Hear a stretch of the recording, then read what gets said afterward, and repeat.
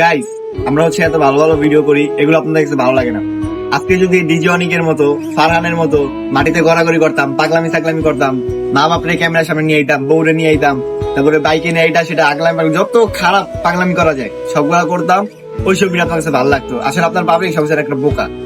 আসলে আপনাদেরকে বলে লাভ নাই, আমাদের ফ্রেন্ড সার্কেল এরকম মানে বোকাচোদা আছে যে হারানের ভিডিওতে, তারপরে ডিজনিকের ভিডিওতে ইয়া করবো, এই যে রিপোস্ট করবো, তারপরে লাইক করবো, কমেন্ট করবো, মানে সাপোর্ট করলে সাপোর্ট করবেন 100%, এরকম ব্যাপারটা আর কি।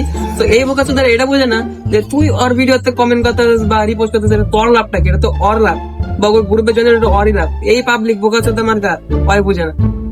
আপনাদের আর কি বলবো, আপনাদের দোষ নেই, আমাদের ফ্রেন্ড সার্কেল মাবাল সাবাল আছে, আমাদের সাপোর্ট দেয় না, আমি কি করবো। এরকম আছে তাহলে বুঝা গেল যে আসলে মানুষ কত পরিমাণে বোকা আর মাথার ভিতরে কি লয়ে যে ঘুরে। ভাই মাথার মধ্যে ঘুম। এখন তো আমরা ভিডিও করতে পারবো না জীবনে, আপনার কাছে ভালো লাগবে না, আপনার কাছে ওইসব ভিডিও ভালো লাগবে ভাই, কিছু বলার নাই আর।